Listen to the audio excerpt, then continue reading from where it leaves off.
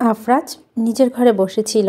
এমন সময় ম্যাক্স তার ঘরে প্রবেশ করে দরজাটা ভালো করে লাগিয়ে দেয়। আফরাজ চোখ তুলে ম্যাক্সের দিকে তাকিয়ে বলে, কে আপনি? ম্যাক্স হেসে বলে, আমার সামনে এসব নাটক করতে হবে না তোমায়। তো বলো, স্মৃতি হারানো অভিনয় করে কেমন লাগছে? আফরাজ একটা দীর্ঘশ্বাস ফেলে বলে, মোটামুটি। বুঝলাম না তোমার আর এলার মাথা থেকে এটা কেমন বুদ্ধি বের হলো? এই অভিনয় করতে করতে আমি ক্লান্ত।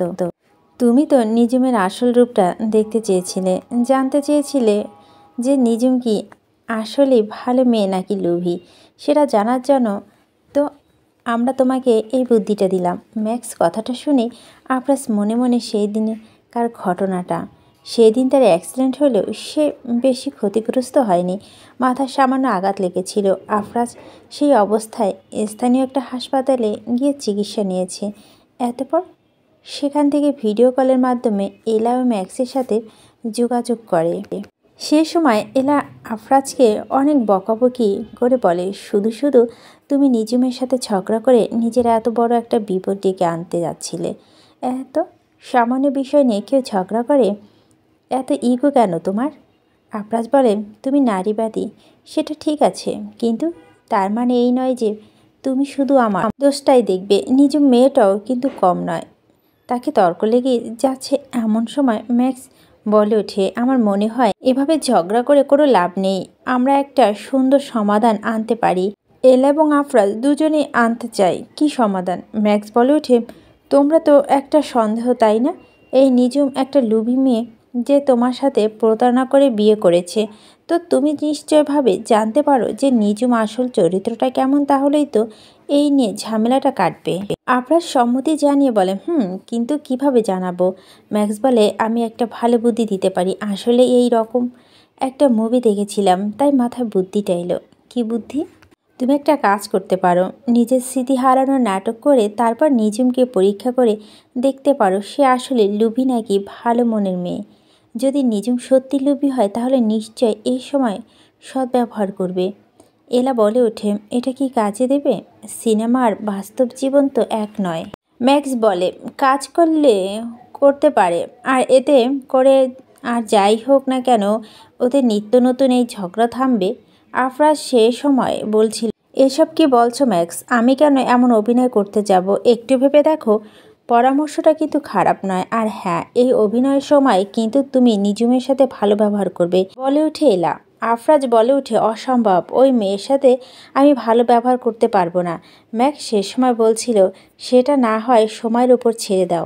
যদি নিজুম তোমার সাথে ভালো ব্যবহার করে, তোমার অসুস্থতার সুযোগ না নিয়ে তোমাকে সহানুভূতি দেখায়, তাহলে ওর সাথে ভালো ব্যবহার করবে। আর যদি ও সুযোগ নেওয়ার চেষ্টা করে, তাহলে তুমি সেই অনুযায়ী ব্যবস্থা নিও।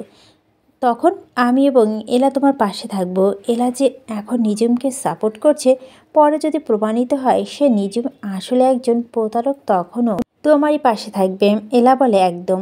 এভাবে কিছু সময় ধরে তারা আফরাজকে বোঝানোর পর আফরাজ রাজি হয়েছিল। এরপর পরিকল্পনা অনুযায়ী তারা তাদের এক ডাক্তার বন্ধুর সাথে যোগাযোগ করে, তাদের অনেক মানিয়ে এই নাটকটা সাজায়। অতীতের এই স্মৃতি থেকে আসে আফরাজ। ম্যাক্স আফরাজকে জিজ্ঞেস করে, নিজুমের ব্যবহার কেমন লাগছে তোমার? এখনও তো অবধি তো সব ঠিকঠাকই লাগছে, তবে এখন নিশ্চিতভাবে বলা যাচ্ছে না। সেটাই, তুমি আরও কিছুদিনেই অভিনয় চালিয়ে যাও আর নিজুমের আরও বেশি করে পরীক্ষা নাও, তাহলেই ওর প্রকৃতি রূপটা চিনতে পারবে। তবে আমার কেন জানি মনে হচ্ছে ও আমার প্রতি এখন প্রায় যত্ন করছে, সবটা মন থেকে সহানুভূতির কারণে। এটাকে আমার লোক দেখানো অভিনয় লাগছে না।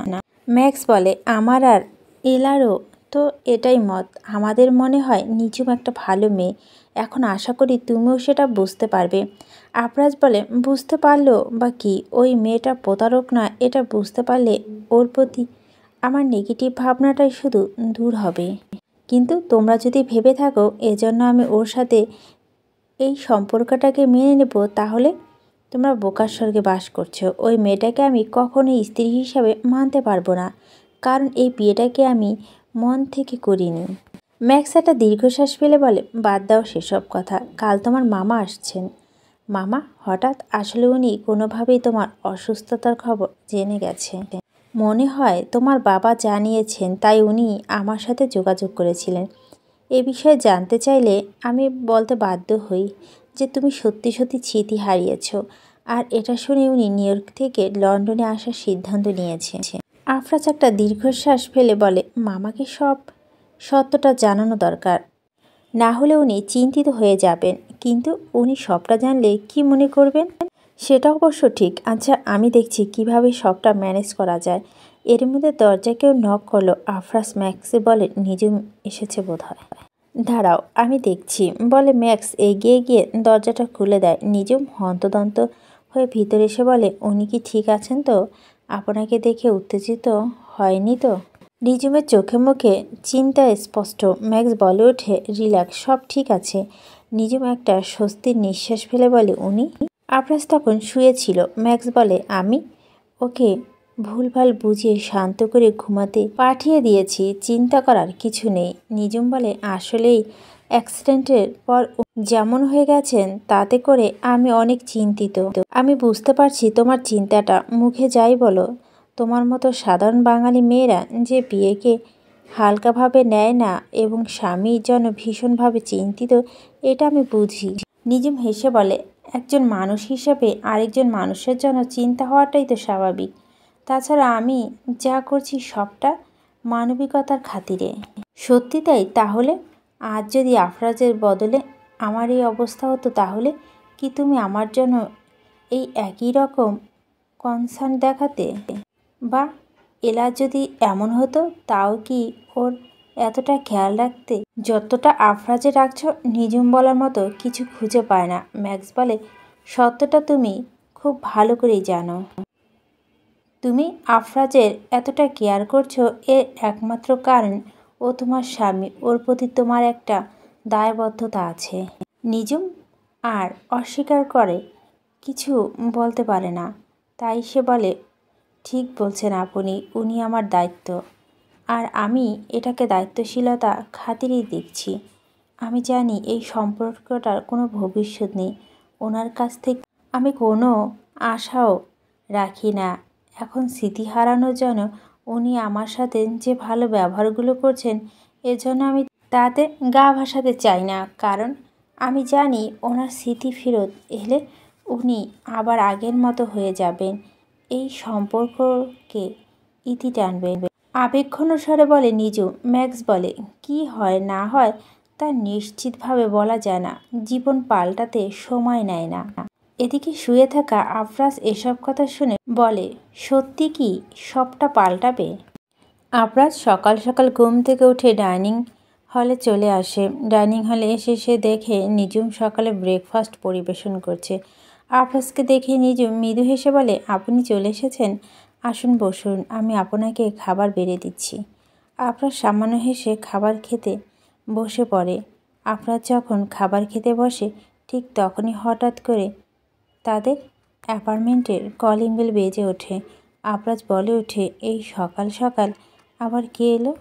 নিজুম বলে, আপনার মামা বোধ হয় চলে এসেছে। দাঁড়ান, আমি দেখছি, বলে নিজুম গিয়ে দরজাটা খুলে দেয়। দরজা খুলতে একজন মধ্যবয়সী লোক দেখতে পান। তার পরনে ছিল স্যুটকোট। তিনি উদ্বিগ্ন স্বরে বলে ওঠেন, তুমি কি নিজুম মানে আফরাজের স্ত্রী? জি। আর আপনি? আমি হলাম মিজানুর রহমান, আমি আফরাজের মামা। আসসালামু আলাইকুম আঙ্কেল, আপনি ভিতরে আসুন। নিজাম রহমান ভিতরে ঢুকতে ঢুকতে বলে, আফরাজের ব্যাপারে যা শুনলাম তা কি সত্যি? ও কি স্মৃতি হারিয়ে ফেলেছে? নিজুম উদাস স্বরে বলে, জি আঙ্কেল। মিজান রহমান ডাইনিং টেবিলে বসে থাকা আফরাজের দিকে তাকায়। আফরাজের দিকে তাকিয়ে করুণ স্বরে বলে, তুই কি আমাকে চিনতে পারছিস না আফরাজ? আফরাজ বলে ওঠে, না, কে আপনি? মিজানুর রহমান একটা দীর্ঘশ্বাস ফেলে চোখে আগত জলটুকু মুছে ফেলে বলে, তোকে আমি আর তোর মামি মিলে কত আদরে বড় করেছি, আর আজ কিনা এই দিন দেখতে হলো। এত বড় দুর্ঘটনা কিভাবে ঘটে গেল? বলে কান্না ভেঙে পড়েন তিনি। আসলে মানুষটা একটু বেশি আবেগী। স্ত্রীকে হারানোর পর এখন আর বেশি একাকিত্ব বোধ করছেন। সেজন্য অল্পতেই তার চোখের জল চলে আসে। নিজুম মিজানুর রহমানকে এভাবে কাঁদতে দেখে বলেন, আপনি এভাবে কাঁদবেন না আঙ্কেল, দেখবেন সব ঠিক হয়ে যাবে, আল্লাহর উপর ভরসা রাখুন, তাই করতে হবে। আচ্ছা, আপনি তো কেবল এলেন, এখন একটু ফ্রেশ হয়ে আসুন, আমি আপনার ব্রেকফাস্ট করতে দিচ্ছি।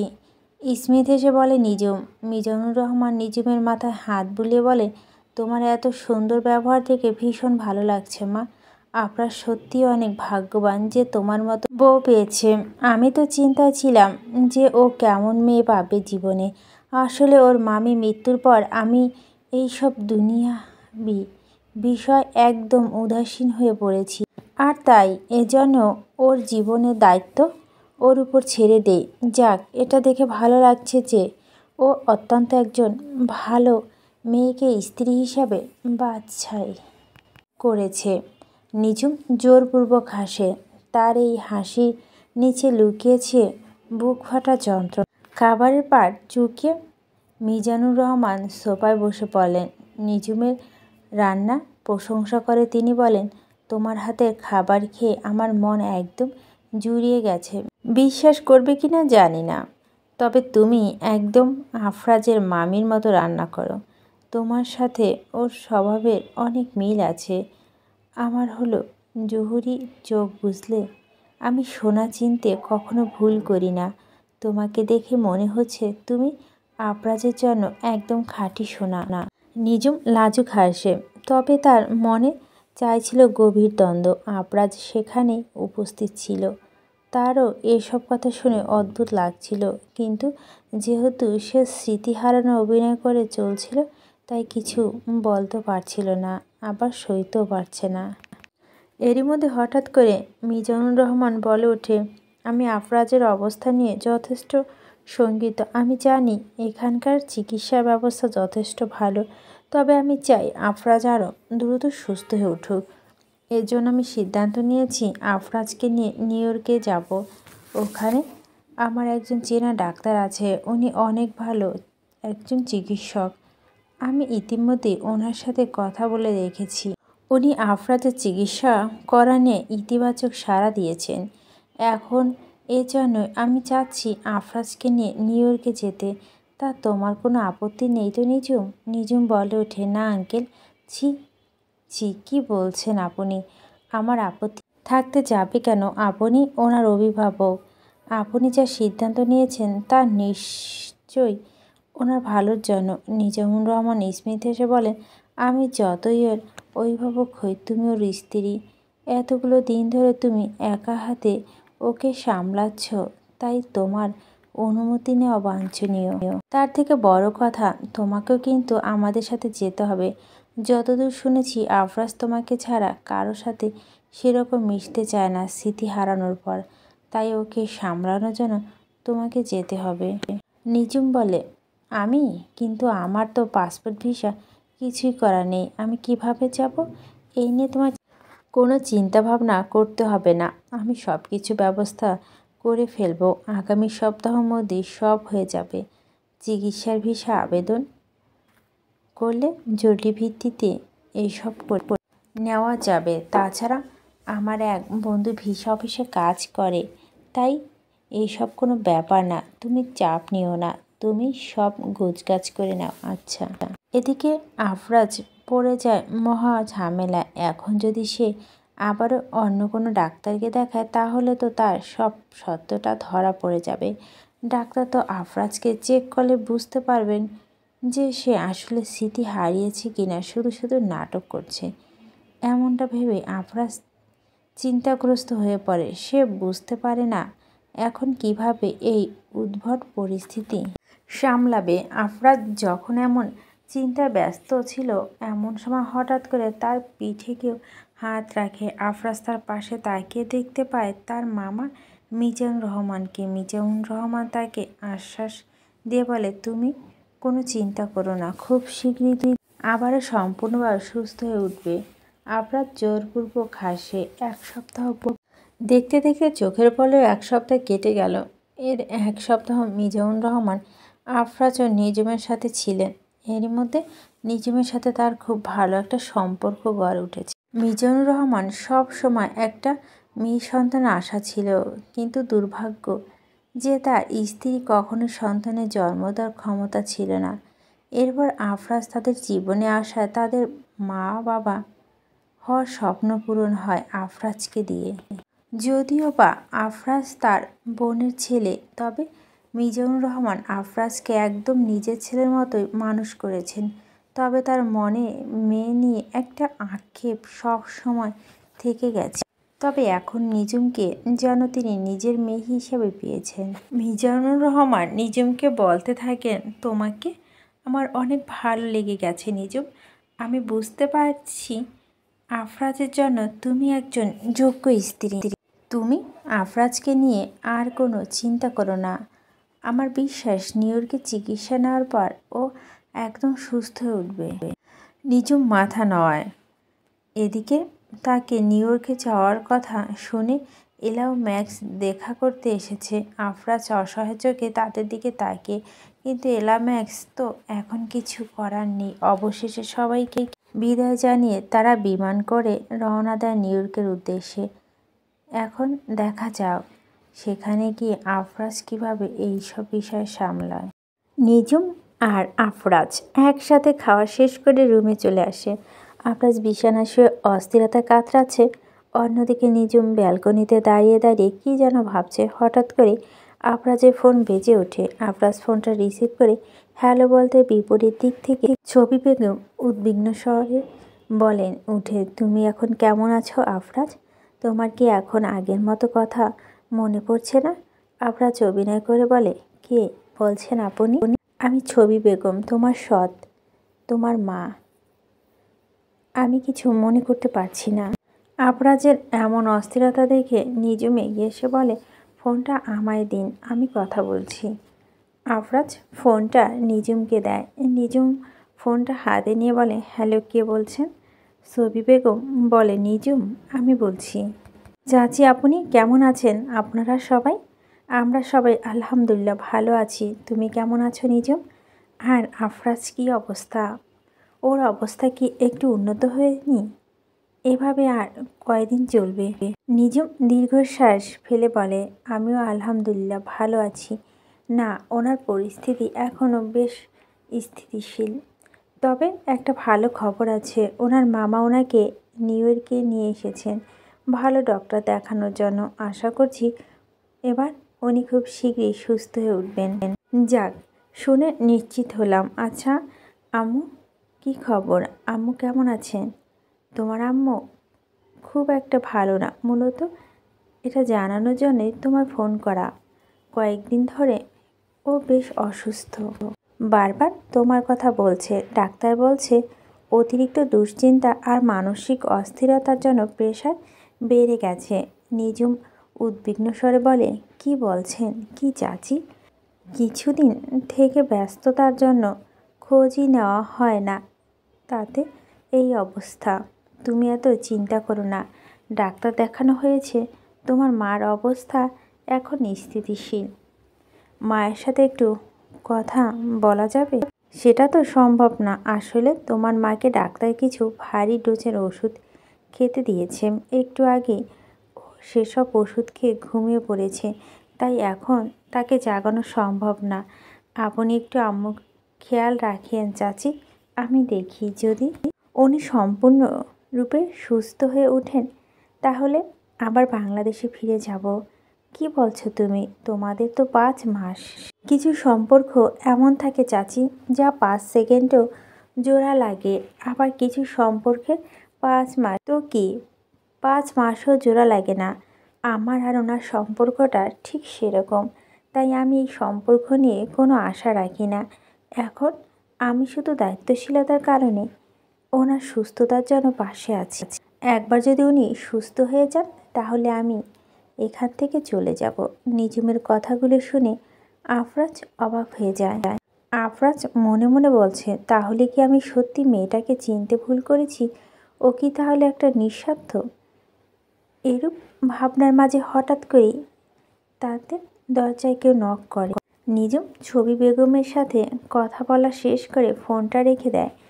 এরপর গিয়ে দরজা খুলে দেয়। দরজা খুলে নিজাম রহমান ভিতরে এসে বলেন, নিজুম আফরাজ, তোমার দ্রুত রেডি হয়ে নাও, আমরা ডক্টর স্মিথের সাথে কথা হয়ে। উনি নিজের চেম্বারে বসেছেন, আমাদের এখন সেখানে গিয়ে ওনার সাথে দেখা করতে হবে। আফরাজ হঠাৎ করে বেশ বিড়ম্বনায় পড়েন। সে বুঝতে পারে না এখন সমস্ত বিষয়টা কিভাবে সামলাবে। এবার কি তাহলে তার সত্যটা ধরা পড়ে যাবে? ডাক্তার স্মিথ চেম্বারে এসে বসে আছে নিজুম, আফরাজ ও মিজানুর রহমান। একটু পরই ডাক্তার স্মিথ নির্দেশনার মোতাবেক আফরাজের কিছু টেস্ট করানো হয়। সমস্ত টেস্ট শেষ হওয়ার পর ডাক্তার তাদের সবাইকে তার চেম্বারে ডেকে পাঠান। আফরাজ ধুকুপুকু বুক নিয়ে ডাক্তার স্মিথের চেম্বারে প্রবেশ করেন। ডাক্তার স্মিথ তাদেরকে বসতে বলতেই তারা বসে পড়েন। এতপর তিনি আফরাজের সমস্ত রিপোর্ট চেক করতে থাকেন। আফরাজের হৃদয়স্পন্দন দ্রুত বাড়ছে। পরিস্থিতি এমন যে রুমে এসি চালু থাকার পরও আফরাজ তরতর করে ঘামাচ্ছে। নিজুম আফরাজকে ভাবে ঘামতে দেখে রুমাল দিয়ে তার ঘাম মুছিয়ে দিয়ে বলেন, আপনি এভাবে ঘামছেন কেন? আফরাজ কিছু বলতে পারে না। এদিকে ডাক্তার স্মিথ গম্ভীর স্বরে বলে, কি যেন বলছিলেন আপনি মিস্টার রহমান? আপনারা দুর্ঘটনা কবলে পড়ে মাথায় আঘাত পেয়েছে, নিজের সমস্ত স্মৃতি হারিয়ে ফেলেছে? জি। ডাক্তার স্মিথ বিস্ময়ের সাথে সমস্ত রিপোর্ট দেখছেন। আফরাজ নিজের সত্যটা ধরা পড়ার ভয়ে চোখ বন্ধ করে নেন। ডাক্তার স্মিথ বলে ওঠেন, এই রিপোর্টটা এটা স্পষ্ট যে মিস্টার আফরাজ খান মাথায় বেশ ভালোই আঘাত লেগেছে এবং আমার মনে হয় এই আঘাতের জন্য ও নিজের স্মৃতি হারিয়ে ফেলেছে। আমাকে এ বিষয়ে একটু ভাবতে দিন। আমি ভালো কোনো চিকিৎসা ব্যবস্থা করছি যার মাধ্যমে উনি দ্রুত সুস্থ হয়ে উঠবেন। আফরাজ তো পুরোই অবাক, এটা কিভাবে সম্ভব হলো তা ভাবতে লাগলো সে।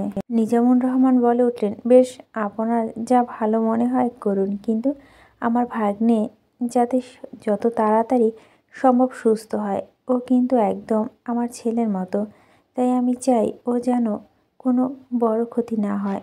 জি, আমার ব্যাপারটা দেখছি। তারা আরও কিছু সময় কথাবার্তা বলে হাসপাতাল থেকে বেরিয়ে আসে। ডাক্তার স্মিথের কথাগুলো এখনও ঘুরছে আফরাজের মাথায়।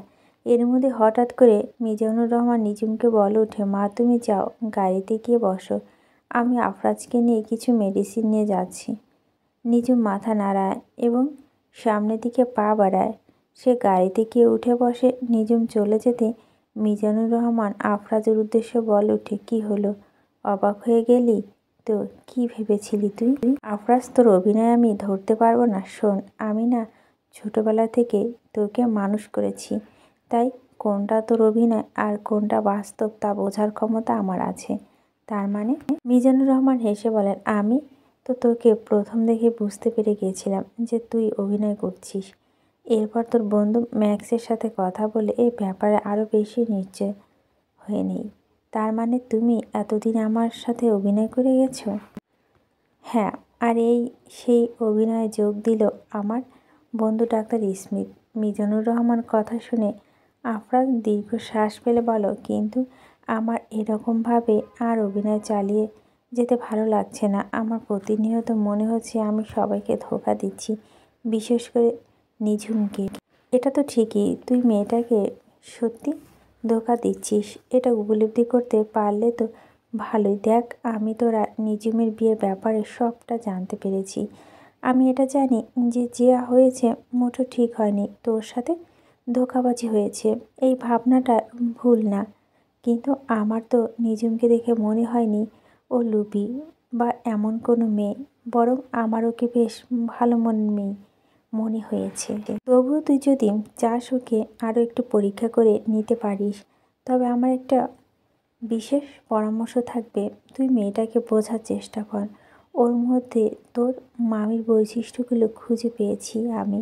আমার তীব্র বিশ্বাস এই মেয়েটার জীবনসঙ্গী হিসাবে বেছে নিয়ে তুই ঠকবি না। আফরাজ বলে ওঠে, আমি ভেবে দেখছি কি করা যায়। কয়েক সপ্তাহ পর নিজামুর রহমান আফরাজ এবং নিজুমকে ফ্লাইটে তুলে দিতে চলে এসেছেন। ফ্লাইটের কাছে এসে মিজানুর রহমান নিজুমকে বলেন, আমার ভাগ্নের খেয়াল রেখো। ডাক্তার স্মিথ তো বলেই দিয়েছে যে ওর স্মৃতি খুব শীঘ্রই ফিরতে চলেছে। অনেক কিছু তো এখনও মনে করতে পারছে, তবে এখনও অনেক কিছু মন করা বাকি। নিজুম মাথা নাড়িয়ে বলে, জি আঙ্কেল, আপনাকে ধন্যবাদ। ধুর পাগলি, আমায় ধন্যবাদ দিচ্ছ কেন? এটা তো আমার কর্তব্য ছিল। আর হ্যাঁ, আমার ফোন নাম্বারটা নিয়ে রেখো। কোনো সমস্যা হলে আমার সাথে যোগাযোগ করবে। একদম অস্বস্তি বোধ করবে না। আমি তোমাকে নিজের মেয়ের মতো ভেবেছি। তুমিও আমাকে নিজের বাবা আসনে বসাতে পারো। নিজুম চোখে একদম জল চলে আসে। অবশেষে নিজুম, আফরাজ তাদের বিদায় জানিয়ে লন্ডনের ফ্লাইটের উদ্দেশ্যে উঠে পড়ার জন্য রওনা দেয়। যাওয়ার আগে মিজানুর রহমান আফরাজকে আলিঙ্গন করে এবং তার কানে কানে বলে, তুমি এখনও ভেবে দেখো কোনটা ভালো কোনটা খারাপ। তবে আমি তোমাকে এতটুকু নিশ্চয়তা অবশ্যই দিতে পারি যে এই নিজুম মেয়েটি তোমার জন্য কেয়ার করে। তা ওকে বেছে নিলে তুমি ঠকবে না, বরং বলতে গেলে জয়ী হবে। আফরাজ নিজুমের দিকে তাকিয়ে মাথা নাড়ায়। আসলে এই কয়টা দিনে নিজুমের প্রতি তার দৃষ্টিভঙ্গি অনেকটা পরিবর্তন ঘটেছে। সে এখন নিজের অনেক সিদ্ধান্ত পূর্ণ বিবেচনা করার কথা ভাবছে। তার কেন জানি মনে হচ্ছে এক সময় যখন সে ভেবেছিল এই মেয়েটার সাথে তার এক মুহূর্ত থাকা সম্ভব নয়, কিন্তু আজ মনে হচ্ছে এই মেয়েটির সাথে যুগের পর যুগ থাকা সম্ভব। শক্ত খোলসের আবরণে মেয়েটি কোমল দিক যে আবিষ্কার করে ফেলেছে। এদিকে নিজেও মনে মনে ভাবছে, আর হয়তো মাত্র কিছুদিন, তারপরই এই দায়বদ্ধতার সম্পর্ক থেকে আমি মুক্তি পাব। আফরাজ তো মনে কর যে আমি ওনার যোগ্য নেই। হয়তো ওনার এই মনে করার ওনার দৃষ্টিভঙ্গি ঠিক। আমিও জোর করে কারো জীবনে স্থান নেব না। উনি সম্পূর্ণরূপে নিজের স্মৃতি ফিরে পেলেই আমি ফিরে যাব সিলেটে। লন্ডন এয়ারপোর্টে নেমেই তারা দুজনে ট্যাক্সি করে আফরাজের অ্যাপার্টমেন্টের দিকে রওনা দেয়। নিজুম পুরোটা যাত্রা জানালার দিকে লন্ডন শহরটি দেখছে এবং ভাবছিল খুব শীঘ্রই হয়তো আবার তাকে এই শহর ত্যাগ করে নিজের জন্মভূমি সিলেট ফিরে যেতে হবে। আফরাজের অ্যাপার্টমেন্টে পৌঁছে তারা দুজন ট্যাক্সি থেকে নামে। সমস্ত জিনিসপত্র নিয়ে ঘরের ভিতর দিকে রওনা দেয়। আফরাজ নিজের অ্যাপার্টমেন্টে ফিরে ছটফট করতে থাকে। তার কেন জানি বারবার মনে হচ্ছে এখনই নিজুমকে তার সমস্ত সত্যটা বলে দেবে, কিন্তু কোথাও একটা গিয়ে সে আটকে যাচ্ছিল। নিজুম আফরাজের এই অস্থিরতা খেয়াল করে বলে, আপনি কি কোনো বিষয় নিয়ে অস্থির বোধ করছেন? আফরাজ ভাবে এটাই সঠিক সময় যখন তার নিজুমের সমস্ত সত্যটা বলে দেওয়া উচিত। সে বলতে যাবে এমন সময় হঠাৎ করে তাদের বাসায় কলিং বেল বেজে ওঠে, যার ফলে আফরাজ আর বলতে পারে না। নিজুম বলে ওঠে, আমি দেখে আসি কে এসেছে। বলে নিজুম গিয়ে দরজাটা খুলে দেয়। দরজাটা খুলে দেখতে পায় এক পুরুষ অভয় পিছনে ফিরে দাঁড়িয়ে আছে, যার ফলে তার মুখ দেখতে পারে না। নিজুম কৌতূহলের সাথে বলে ওঠে, এক্সকিউজ মি, কে আপনি? পুরুষ অভয় এবার সামনের দিকে ঘুরে, মুখে মাস্ক পরা থাকায় তখনও নিজুম তাকে ঠিক চিনতে পারছিল না। সামনের দিকে ঘুরে এসে নিজের মুখ থেকে মাস্ক সরিয়ে বলে, আমাকে তুই চিনতে পারলি না নিজুম? এটাও আমার বিশ্বাস করতে হবে। নিজুম অবাক স্বরে বলে উঠে, ইমরান তুই? আফরাজ ধীরে পায়ে এগিয়ে এসে বলে, কে এসেছে নিজুম? ইমরান নামক সেই আগন্তুক বলে উঠে, লেট মি গেম, এটা নিশ্চয় তোর সেই cousin to be husband. Afraz right? Hello Afraz, nice to meet you. I am Imran Khan, নিজুমের চাইল্ডহুড ফ্রেন্ড। আফরাজ কিছুটা গম্ভীর স্বরে বলে, nice to meet you too, but আপনি হঠাৎ এখানে? নিজুম বলে, আমরা একই স্কুলে পড়তাম। ইমরান যখন ক্লাস 7-এ পড়তো তখন ওর সপরিবার লন্ডন চলে আসে। আজ দীর্ঘ 5 বছর পর আমি ওকে দেখলাম। ইমরান বলল, তুই তো বন্ধু নামে কলঙ্ক, লন্ডনে এসে আমার খোঁজ করলি না, তাই আমি নিজেই তোর খোঁজ করতে করতে এখানে চলে এলাম। নিজুম হেসে ওঠে। এদিকে ইমরানের উপস্থিতি আফরাজের একদমই ভালো লাগছে না। সে ঈর্ষা অনুভব করতে থাকে। আফরাজ অবাক চোখে নিজুমকে দেখছিল। নিজের বন্ধুকে দেখে নিজুমের চোখ সে যে আনন্দ উপলব্ধি করেছে তা আফরাজের মনে হিংসা নামক অনুভূতি সৃষ্টি করছে। আফরাজ নিজ হাতে মুষ্টিবদ্ধ করছে, মনে মনে চরম আক্রোশ নিয়ে বলছে, এত কিসের খুশি নিজমের? লন্ডন আসার পর থেকে তো ওকে এত খুশি দেখিনি। নিজের বন্ধুকে দেখতে পেয়ে খুশি একদম উতলে উঠেছে। এদিকে নিজম খুশি মনে ইমরানকে বলে, তুই আর কতক্ষণ এভাবে দরজায় দাঁড়িয়ে থাকবি? আয় ভিতরে আয়। ইমরান মৃদু হেসে বলে, সেটা আবার আলাদা করে বলতে হবে নাকি? আমি তো তোর ঘরের লোক। বলে ইমরান ঢুকে পড়ে। আফরাজের গাত্রদাহ আরও বৃদ্ধি পায়। সে না পারছে কিছু সইতে, না পারছে কিছু বলতে। ইমরান ঘরে প্রবেশ করে আফরাজকে উদ্দেশ্য করে বলে, আপনি আমার হঠাৎ এভাবে চলে আসা কিছু মনে করেননি তো ব্রো? আফরাজের তো ইচ্ছে করছিল মেরে ইমরানের নাক ফাটিয়ে দিতে, কিন্তু সে অনেক কষ্ট নিজের রাগ নিয়ন্ত্রণ করে বলে, না না, আমি আবার কেন কিছু মনে করতে যাব? আমি কিছু মনে করিনি। ইমরান একটু বলে সে নিজমকে বলে, তোমার বন্ধু খাতির যত্ন ব্যবস্থা করো, ওর যত্ন আদি যেন কোনো ত্রুটি না হয়। ইমরান বলে, আরে বুড়ো, আপনাকে এসব নিয়ে কিছু ভাবতে হবে না। নিজম কি আমার পর নাকি? আমাকে এত ফর্মালিটি দেখাতে হবে না। নিজের ঘরের লোকের মতোই দেখতে পারেন আমাকে। আফরাজের ক্রোধ সীমা ছাড়িয়ে যাচ্ছিল, কিন্তু সে তবুও কোনো প্রতিক্রিয়া দেখালো না। নিজম ইমরানের দিকে বল, ইস, যদি আমি আগে জানতাম তুই আসবি তাহলে তোর পছন্দের খাবারগুলো বানাতে পারতাম। আফরাজ কথা শুনে চরম ক্রোধে মনে মনে বলে, প্রথম প্রথম তো আমার শুটকি রেসিপি করে খাওয়ানোর জোর করে, আর নিজের বন্ধু আসছে দেখে তার পছন্দের খাওয়া বানাতে উতলা হয়ে উঠেছে। ইমরান বলে, তুই যা খেতে দিবি আমি তাই খাবো। আর খাওয়ার সময় কি চলে যাচ্ছিস নাকি? এখন থেকে তো আমি রোজই এখানে যাওয়া আসা করব। আফরাজ অবাক স্বরে বলে ওঠে, রোজ? ইমরান মৃদু হেসে বলে, হ্যাঁ ব্রো, আমার বাবা তো এখানে নতুন একটা কফি শপ খুঁজছেন। এখান থেকে 5 মিনিট হাঁটলে আমার বাবার কফি শপ। খুব শীঘ্রই আমরা সপরিবারে এখানে নতুন অ্যাপার্টমেন্টে উঠব। বাহ, বেশ ভালো তো, ক্রোধে লুকিয়ে বলে আফরাজ। নিজম ইমরানকে বসতে বলে কিচেনে চলে যায়। ইমরান সোফায় বসে ফোন ঘাঁটতে থাকে। আফরাজ ইমরানকে পর্যবেক্ষণ করতে থাকে। একটু পরে নিজম হাতে 2 মগ কফি নিয়ে এসে ইমরানকে বলে, এই নে তোর প্রিয় ব্ল্যাক কফি, চিনি দিইনি একদম। ইমরান হেসে বলে, তো এখনও মনে আছে যে আমি চিনি ছাড়া কফি খাই? নিজম বলে, মনে থাকবে না কেন? আমার তো এখনও সেই দিনের কথা মনে আছে।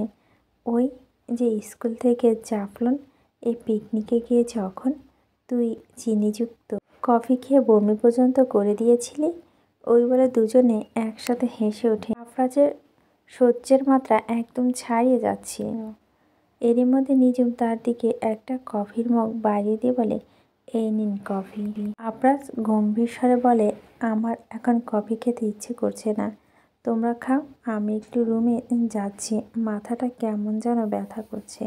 নিজম উদ্বিগ্ন স্বরে বলে, সে কি, আপনার আবার কি হলো? তেমন কিছু না, একটু বিশ্রাম নিলে ঠিক হয়ে যাবে। ঠিক আছে, আপনি গিয়ে বিশ্রাম নিন, আর কোনো প্রয়োজন হলে আমায় ডাকবেন। আফরাজ আর কোনো কিছু না বলেই নিজের রুমে গিয়ে দরজা বন্ধ করে দিল। এরপর ইমরান এবং নিজমের ঘনিষ্ঠতার কথা ভেবে দেয়ালে জোরে জোরে ঘুষি দিল, যাতে সে নিজের হাতে প্রচণ্ড আঘাত পেল। আফরাজ সেসব পরোয়া না করে দাঁতে দাঁত চেপে বলে, অসহ্যকর। নিজম ইমরান নানা সমসাময়িক বিষয় নিয়ে কথা বলে।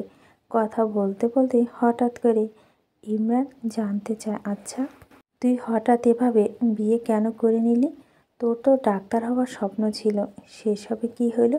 নিজম একটা দীর্ঘশ্বাস ফেলল, তারপর চাপা কষ্ট নিয়ে বলল, সব স্বপ্ন কি আর পূরণ হয়?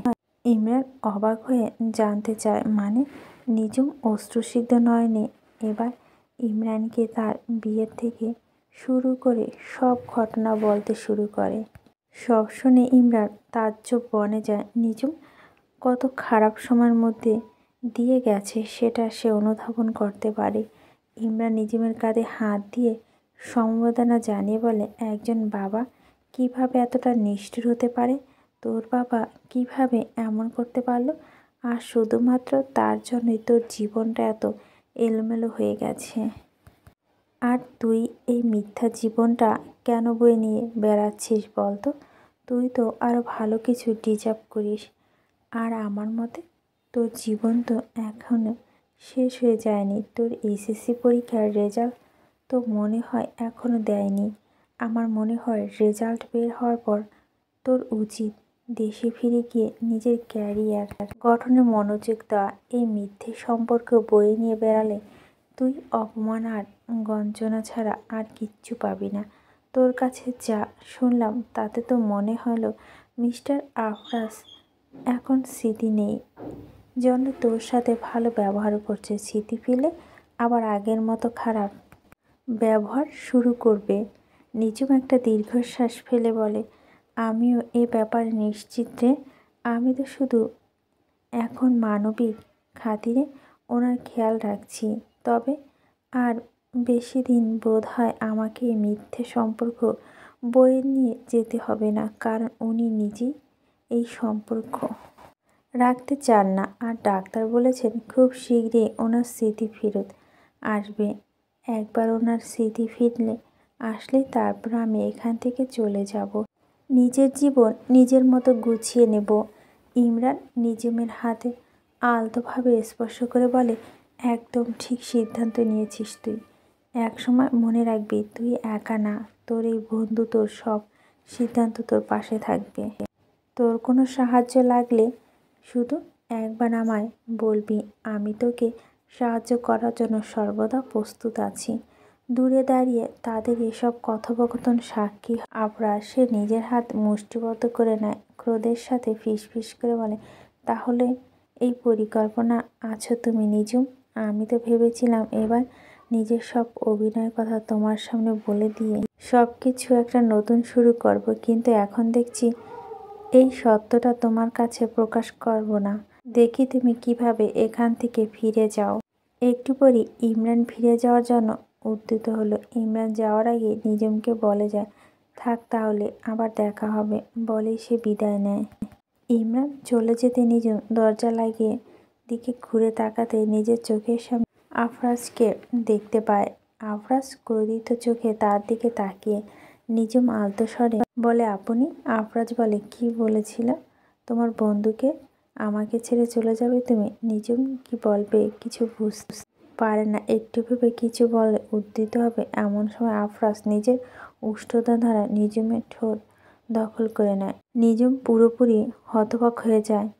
কিছু সময় ধরে এভাবে পাথরের মতো দাঁড়িয়ে থেকে নিঝুম তারপর হুঁশ হতেই আফরাজকে সর্বশক্তি দিয়ে দূরে ঠেলে দেয়। আফরাজ বলে উঠে, আমাকে ছেড়ে যাওয়ার কথা একদম মুখে আনবে না, তোমাকে এখানে থাকতে হবে আমার সাথে। নিঝুম আফরাজের থেকে নিজেকে ছাড়িয়ে নিয়ে দৌড়াতে দৌড়াতে রুমে এসে দরজা লাগিয়ে সেখানে বসে পড়ল পিঠ ঠেকিয়ে। একটু আগে ঘটনা মনে করে তার দু চোখ অশ্রুজলে ভিজে উঠল। নিঝুম বলে ওঠে, এটা কি ছিল? কেন উনি এভাবে আমাকে মায়া বাঁধছেন? এ যে মরীচিকা ছাড়া কিছুই নয়। নিঝুম ধীরে ধীরে নিজের চোখ জল মুছে বলে, না, আমার এত সহজে গলে গেলে চলবে না। এই সম্পর্কে ইতি টানতেই আজ না হয় কাল। উনি তো এখনও স্মৃতি হারিয়ে ফেলেছে। আমায় উনি নিজের স্ত্রী ভাবছেন তাই হয়তো বা, কিন্তু যখন উনি নিজের স্মৃতি ফিরে পাবেন তখন নিশ্চয় আবার আমাকে আগের মতো দূরে ঠেলে দেবেন। তাই আমার যে কোনো মূল্যে ওনার থেকে দূরে থাকতে হবে। উনি না হয় কিছু মনে করতে পারছে না, কিন্তু আমার তো সব মনে আছে। এটা বলে নিঝুম উঠে দাঁড়ায়। অন্যদিকে আফরাজের মনে চলছে ভীষণ দ্বন্দ্ব। একটু আগে করা নিজের কাণ্ডে যেন সে নিজেই সংশয় ভুগছে। আফরাজ নিজেকে প্রশ্ন করল, এটা কি আমি ঠিক করলাম? না, এটা ঠিক হয়নি। আমার এত দূরে এগোনো ঠিক হয়নি।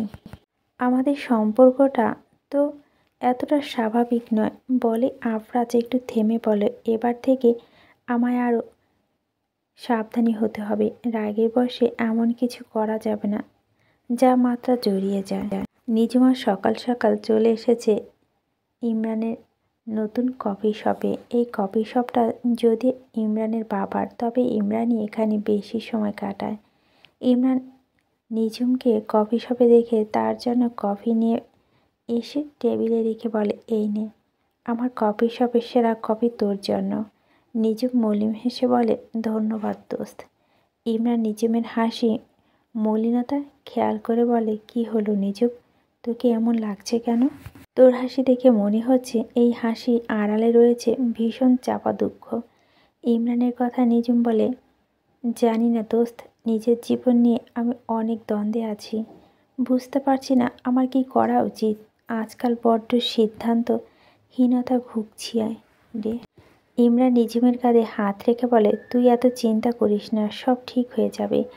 নিজুম একটু স্বস্তি পায়। কফি খাওয়া একটু পরই হঠাৎ করে তার শরীর অন্যরকম অনুভূতি হতে থাকে। তার মাথা কী রকম যেন ঘুরতে থাকে।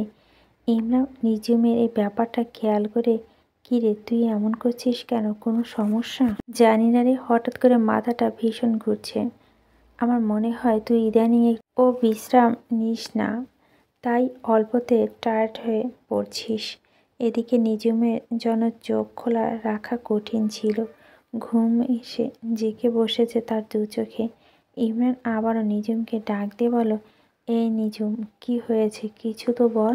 নিজুম উঠে দাঁড়ানোর চেষ্টা করতে পড়ে যেতে ধরে। এমন সময় ইমরান তাকে ধরে ফেলে। উদ্বিগ্ন স্বরে বলে, নিজুম, এই নিজুম, কি হয়েছে বল না, এমন করছিস কেন তুই? নিজুম ঘুম ঘুম স্বরে বলে, জানি না রে দোস্ত, মনে হচ্ছে শরীর একটু জোর পাচ্ছি না। আমি আছি এখানে, একদম চিন্তা করিস না। আফরাজ নিজুমকে অ্যাপার্টমেন্টে না দেখতে পেয়ে তাকে খুঁজতে খুঁজতে ইমরানের কফি শপে অবধি পৌঁছে যায়। এসে সে এই দৃশ্য সম্মুখীন হয়, যা তার রাগের জন্য যথেষ্ট ছিল। আফরাজ দ্রুত পায়ে এগিয়ে এসে হুঙ্কার দিয়ে বলে, এসব হচ্ছেটা কি? আফরাজের হুঙ্কারে পুরো কফি শপ যেন থমকে গেল। ইমরান হতচকিয়ে হয়ে বলে উঠল, আফরাজ ব্রো, আপনি এখানে? আফরাজ ইমরানের দিকে আগ্রাসী দৃষ্টিতে তাকিয়ে বলে, আমি এখানে না থাকার সুযোগ কি চলছিল এখানে? নিজুমের এই অবস্থা, তুমি কি করছিলে ওর সাথে? ইমরান নিজেকে সামলে শান্ত কণ্ঠে বলে, বড়, আপনি ভুলে বুঝছেন। নিজুমের শরীর হঠাৎ খারাপ হয়ে গেছে, তাই ওকে সাহায্য করছিলাম, আর কিছু নয়। নিজুম যার চোখে ধীরে ধীরে খুলতে শুরু করলো, কষ্ট করে বলে, ও শুধু আমাকে সাহায্য করছিল, আর কিছু নয়। আফরাজ এক মুহূর্তের জন্য নিজুমের অসহায় চেহারা দিকে তাকিয়ে নরম হয়ে যায়, কিন্তু তার রাগ আবার ফিরে আসে। সে বলে, কী রকম সাহায্য করছিল সেটা তো দেখতেই পারছি। সাহায্যের নামে কি নোংরামি চলছিল। ইমরান আবারও বলতে চেষ্টা করে, বুড়ো, আপনি ভুল করছেন। আমি তো শুধু বন্ধুর দায়িত্ব পালন করছি। আফরাজ ঠান্ডা গলায় বলে, তুমি বন্ধুত্বের দায়িত্ব পালন করছো তা ঠিক আছে, কিন্তু এটা যে কখনো মাত্রা না ছাড়ায়। নিজেও আমার স্ত্রী, তার পাশে দাঁড়ানোর অধিকার আমার সবার আগে। নিজের মাথা তখন ঠিক মতো কাজ করছিল না। সে একদম মদ্যপানের ন্যায় আচরণ করছিল। হঠাৎ বলে ওঠে, না, আমি আপনার স্ত্রী নই। ভুলে গেছেন এই সম্পর্কটা কেবল একটা দায়বদ্ধতা মাত্র। আমার জীবনে আপনি নেই, আর আমি আপনার জীবনে থাকতে চাই না। প্লিজ আমাকে ভুলে যান। আফরাজের চোখে বেদনায় ছায় স্পষ্ট হয়ে ওঠে, কিন্তু সে নিজেকে শক্ত করে নিয়ে বলে, তুমি আমার জীবন থেকে চাইলে বেরিয়ে যেতে পারবে না নিজু। তুমি যতই দূরে থাকতে চাও, আমি ততই তোমার পাশে থাকবো। এটা আমার সিদ্ধান্ত। নিজুম কিছু বলতে যাবে, কিন্তু তার মাথা আবার ঘুরতে শুরু করে। এবার আফরাজ তাকে এক মুহূর্তের জন্য সময় দেয় না। সে দ্রুত নিজুমকে কোলে তুলে নিয়ে বলে, তোমার যা খুশি বলো, কিন্তু আগে তোমার চিকিৎসা করাতে হবে। তোমার শরীর যে এমনভাবে ভেঙে পড়ছে সেটা আমি সহ্য করতে পারবো না। ইমরান চুপ করে দাঁড়িয়ে থাকে।